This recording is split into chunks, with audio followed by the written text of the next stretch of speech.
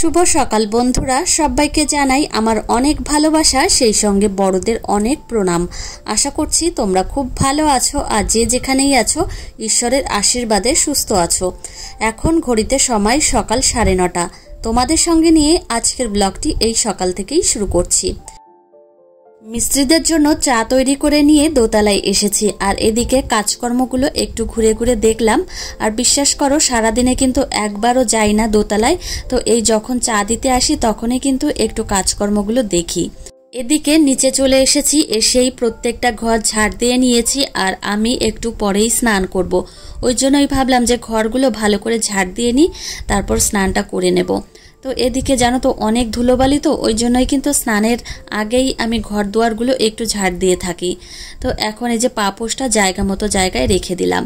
তো এখন স্নান করে পুজো আছে, তারপর কিন্তু ঘরে যাব। তো ঘরে এসেছি, বিছানার চাদরটা এত নোংরা হয়েছে চোখে পড়ছে, ওই জন্য ভাবলাম যে চেঞ্জ করে দিই। তো এদিকে মামাম খেলা করছিল, যে সুতোর যে কৌটাটা রয়েছে সুতোর কৌটাটা নিয়ে ও এখন খুব খেলা করে আর চুপচাপই থাকে। তো এদিকে আমি এখন বিছানাটা গুছিয়ে নেব আর মাম্মামকে খাটের নিচে নামিয়ে দিয়েছি, কেননা আমি এদিকে বিছানার চাদরটা ঠিক করছি, তো ও যদি ওপরে থাকে তাহলে কিন্তু একদমই এলোমেলো করে দেবে। বিছানার চাদরটা খাটে ভালো করে পাতানো হয়ে গেছে আর এদিকে মাম্মামকে খাটে তুলে দিয়েছি। তো মাম্মাম কান্না করছিল যে ও খাটের উপর উঠবে আর খালি গায়েই ছিল। এখন জানো তো প্রচণ্ড গরম, ওই জন্য মাম্মামকে আমি ঘরের মধ্যে খালি গায়ে করেই রাখি, জামা পরাই না। ও প্রচণ্ড পরিমাণে ঘেমে যায়, দৌড়াদৌড়ি করে, তো ওই জন্য জামাটা পরাই না, বিশেষ করে সকালের দিকে। আবার কিন্তু যখন স্নান করাই দুপুরে তখন কিন্তু আবার জামা পরিয়ে দিই, আবার সন্ধ্যা নাগাদ হয়তো একটু খালি গায়ে রাখি আর কি। তো এদিকে বালিশের ওয়ারগুলো এখন আমি ভরে নেব, তারপর কিন্তু খাটটা ভালো করে সাজিয়ে আবার মামামকে খাওয়াতে হবে। তো মামামের তো রুটিন যে 11:30টার দিকে ও খায়, তারপর কিন্তু ওকে 12টার দিকে স্নান করাই, স্নান করিয়ে কিন্তু আবার ঘুম পাড়াতে হয়। একজন দিদিভাই আমাকে কমেন্ট করে জানিয়েছিলে যে মাম্মামকে কি কি ব্রেকফাস্ট দিই।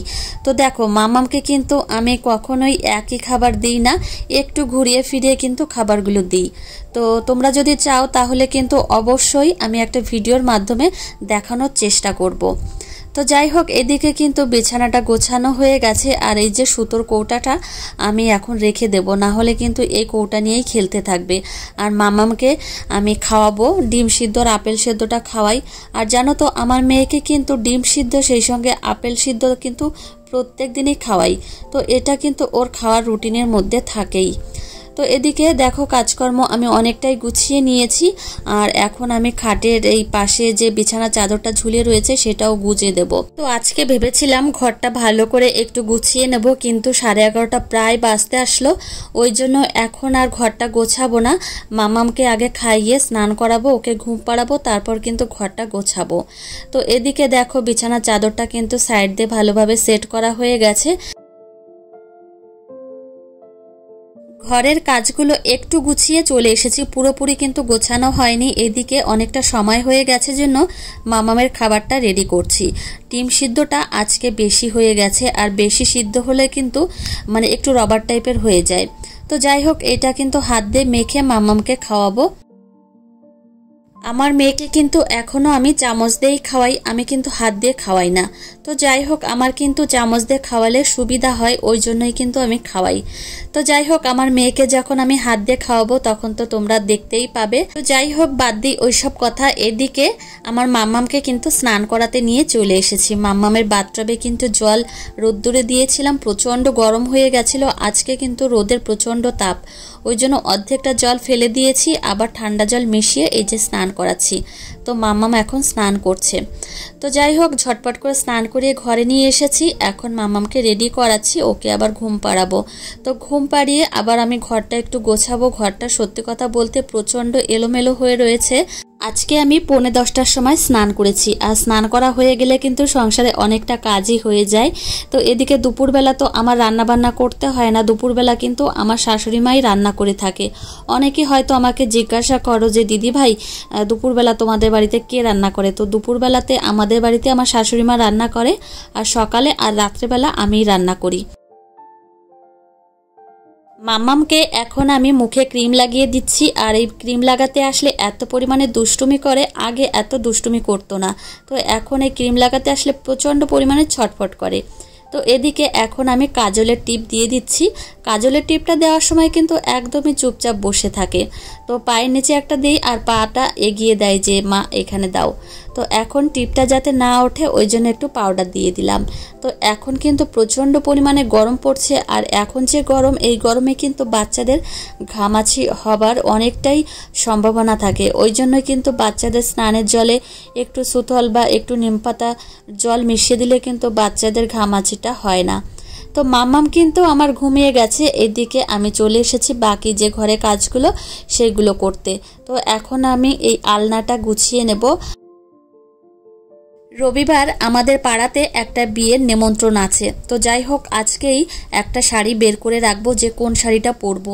আমার ক্ষেত্রে একটা বিষয় কিন্তু আমি বারবারই লক্ষ্য করেছি, সেই বিষয়টি হচ্ছে যেদিন হয়তো অনুষ্ঠান থাকে সেদিন আমি একটা শাড়ি বের করতে যাই যে কোন শাড়িটা পরবো, তখন কিন্তু সেই শাড়িটা আর খুঁজেই পাই না, বা মানে কোনটা মনস্থির করতে পারি না যে কোন শাড়িটা পরবো। ওই জন্য ভেবেছি যে আগেই আজকে বের করে রাখবো। তো ওই জন্যই বিশেষ করে আমার এই আলনাটা গোছানো। তো এদিকে আলনাটা গুছিয়ে নিচ্ছি, সেই সঙ্গে কিন্তু পাশের যে বক্সটা রয়েছে ওটা খুলেও একটু গুছিয়ে নেব। আর এখানে অনেক শাড়ি রয়েছে জানো তো, আর প্রচণ্ড এলোমেলো রয়েছে, একটার পর একটা গায়ে গায়ে রয়েছে, মানে প্রচুর পরিমাণে এলোমেলো রয়েছে। তো ভাবলাম কি আলনাটাও গুছিয়ে নিই, আর কোন শাড়িটা পরবো সেটাও বের করে রাখবো, সেই সঙ্গে কিন্তু এখানে জায়গাটা গুছিয়ে রাখবো। দেখো কি পরিমাণে একদম এলোমেলো হয়ে রয়েছে, পুরো একদম গ্যাদারিং হয়ে রয়েছে। তো এগুলো আমি এখন বের করে একটার পর একটা সুন্দরভাবে সাজিয়ে নেব। এমন হয়েছে কি জানো তো, মানে তোমাদের দেখাতেও লজ্জা করছে যে এমন অবস্থা হয়ে রয়েছে আমার এই আলমারিটা। তো যাই হোক আমি এখন এক এক করে একটু করে গুছিয়ে নেব। তো প্রথমেই আমি একটা টাওয়াল পেতে দিলাম। আমার কিন্তু একটা আলমারি ভর্তি শাড়ি আছে, তবুও এই জায়গাটাও কিন্তু একদম ভর্তি হয়ে গেছে। তোমাদের দাদা ভাইয়ের কিন্তু জামা কাপড় রাখার জায়গাই নেই। তো যাই হোক ওপরে যে আলমারিগুলো করছে তোমাদের দাদা ভাইকে বলেছি পুরোটাই কিন্তু আমার। তো এত শাড়ি রয়েছে তবুও কিন্তু মনে হয় কোনো শাড়িই নেই। আর মানে শাড়ি দেখলে এমন হয়েছে যে শাড়ি দেখলেই কিনতে ইচ্ছা করে। তো এটা কিন্তু প্রত্যেকটা মেয়েরই প্রায় হয়েই থাকে। তো এদিকে শাড়িগুলো কিন্তু আমি একটার পর একটা সুন্দরভাবে পরপর করে সাজিয়ে রাখছি। আর এই শাড়িগুলো কিন্তু আমার খুবই পছন্দের। আর আরেকটা বিষয় কি জানো তো, শাড়িগুলো যত যত্ন করে রাখা যায় ততই কিন্তু শাড়িগুলো ভালো থাকে। আমি কিন্তু প্রত্যেক বছর শাড়ি একটু রোদ্দুরে দিয়ে থাকি, কিন্তু এ বছরটা দেব ওই ভাদ্র মাসের দিকে দেব, আর ওই মাসের দিকেই আমি দিই। তো যাই হোক এই 2 বছর কিন্তু শাড়িগুলো রোদ্রে দেওয়া হয় না, যেহেতু প্রথম বছর প্রেগনেন্ট ছিলাম, দ্বিতীয় বছর মামাম ছোট ছিল, সেই জন্য কিন্তু হয়নি। তো এবছর দেব রোদ্রে। তো এই আলমারিটার ওপরের থাকের শাড়িগুলো কিন্তু এখানেই রেখে দিয়েছি, আর নিচের থাকটা এখন আমি গোছাবো। তো এই যে দেখো আমার শাড়িগুলো, তো আলমারিতে এখনো অনেক শাড়ি রয়েছে, ওইগুলো কিন্তু একটু সময় নিয়ে অন্যদিন গোছাবো। তো এদিকে এই শাড়িগুলো এখানে রাখছি, এখানে কিন্তু একটু কটন বেস শাড়িগুলো। তো এই যে আবার ব্লাউজগুলো এখানে রাখলাম। তো এই ব্লাউজগুলো কিন্তু জায়গা মতো জায়গায় না রাখলে কিন্তু পরে আর খুঁজেই পাওয়া যায় না। তো যাই হোক এই যে দেখো জায়গাটা আমি সুন্দরভাবে গুছিয়ে নিলাম। আর এই শাড়িটা দেখতে পাচ্ছ রানী কালারের, এই শাড়িটা আমার বাপের বাড়ি থেকে আমাকে দিয়েছিল আমার স্বাদের সময়। তো যাই হোক এই যে দেখো গোছানো হয়ে গেছে। তোমাদের সঙ্গে কথা বলতে বলতে কিন্তু কাজগুলো একদম আমার পরিপাটি হয়ে গেছে। আর মামাম কিন্তু এখনও ঘুমিয়ে রয়েছে, আর আমার খাটের অবস্থা কিন্তু এখনও অগোছালো, আমি একটু গুছিয়ে নেব। আজকে দুপুরবেলায় আমাদের বাড়িতে যে তরকারিটা রান্না হয়েছে সেটাই কিন্তু মামামকে খাওয়াবো। এই যে মাকড়া বেগুন আর আলু দিয়ে, সেই সঙ্গে শিঙি মাছ দিয়ে তরকারি। তো গরমের সময় কিন্তু মেয়েকে এরকম হালকা পাতলা তরকারি কিন্তু খাওয়াই, আর আমরা কিন্তু বাড়িতেও এরকম হালকা পাতলা তরকারি কিন্তু খাই। তো এদিকে প্লেটে করে ভাত নিয়ে এসেছি, সেই সঙ্গে তরকারি এই যে নিয়ে নিচ্ছি, মামামকে কিন্তু খাওয়াবো। আর আজকে মামাম 1:30টার সময় ঘুম থেকে উঠেছে, আর মামাম দুপুরের খাবারটা খাবে 2টোর সময়। তো যাই হোক, এই যে খাবারটা রেডি করে এখন বারান্দায় নিয়ে যাব। তো এইদিকে সকাল থেকে দুপুর পর্যন্ত এইভাবেই কিন্তু সংসারে কাজ, সেই সঙ্গে কিন্তু মেয়ের কাজগুলো গুছিয়ে করলাম। আমাদের মতো যারা গৃহবধূরা আছে তারা কিন্তু প্রত্যেকেই ঘরে কাজকর্ম করেই কিন্তু সংসারটাকে চালায় বা ছেলে মেয়ের যত্ন করে। তো কখনোই কিন্তু তারা বিনা পরিশ্রমে কিন্তু কোনো কিছু করে থাকে না। আমার একটা জিনিস মনে হয়, মেয়েরাই কিন্তু পারে সংসারটাকে সুন্দরভাবে গুছিয়ে রাখতে। শ্বশুর বাড়িতে কোনো গৃহবধূরাই কিন্তু দুটো হাত কোলে নিয়ে কিন্তু খায় না। তাদের কিন্তু বিবেক বলে কিছু আছে যে বসে থাকবো সংসারে কাজবাজ ফেলে, সবাই কিন্তু সংসারে কাজবাজ করেই খায়। তো যাই হোক, আমি কিন্তু বেশি জ্ঞান দিয়ে ফেলেছি তোমাদের। যাই হোক বন্ধুরা, আমি যদি কোনো ভুল কথা বলে থাকি অবশ্যই কিন্তু আমাকে ক্ষমা করে দিও। আর এখন দেখো চা তৈরি করা হয়ে গেছে, এখন কিন্তু সন্ধ্যা 6:30 বাজে। শাড়িটা বের করে নিয়েছি, দেখো এই শাড়িটাই পরবো, তো আগে আগে বের করে রাখলাম। তো যাই হোক, এই শাড়িটা কিন্তু একদমই বডি প্লেন, আর শুধু পাড়ে একটু কাজ আছে আর আঁচলে কাজ আছে। তো নেভি ব্লু কালার না কি কালার বেশ। তো যাই হোক, এই যে দেখো এই শাড়িটা মনে হয় আমি একবারই পরেছি।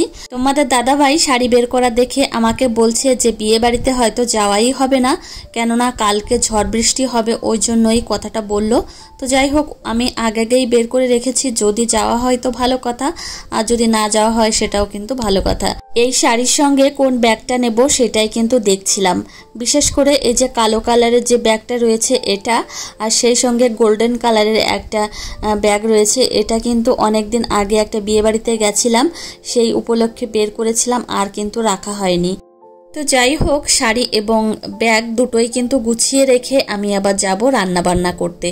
এখন কিন্তু ঘড়িতে সময় রাত 8:30, চলে এসেছি রান্না করতে।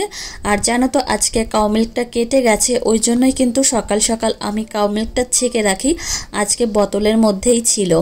আর একটা বিষয়, কারেন্টে প্রচুর পরিমাণে ডিস্টার্ব করছে, ওই জন্যই কিন্তু ফ্রিজটা ভালো করে ঠান্ডা হচ্ছে না।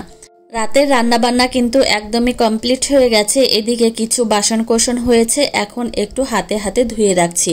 তো এখন যদি কিছু ধুয়ে রাখি তাহলে কিন্তু সকালে একটু কম বাসন হবে। রবিবার সকাল থেকেই কিন্তু ঝড় বৃষ্টি হওয়ার কথা, বিশেষ করে ঝড়, রুমেল ঝড়।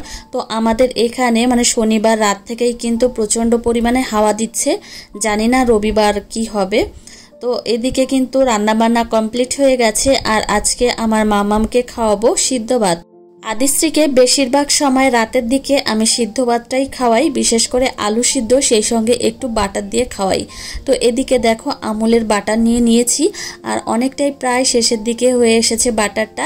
তো এই যে দেখো আলু নিয়ে নিয়েছি, আর এতটা আলু আমি দেব না, অর্ধেকটা মতো দেব আর অর্ধেকটা রেখে দেব। তো এই যে আলুটা আমি মেখে, ভাতটা মেখে আর মামামকে এখন খাইয়ে দেব। তো চলো বন্ধুরা, আজকে ব্লগটি এই পর্যন্তই। তোমাদের সঙ্গে দেখা হবে কিন্তু পরের ব্লগে। টাটা।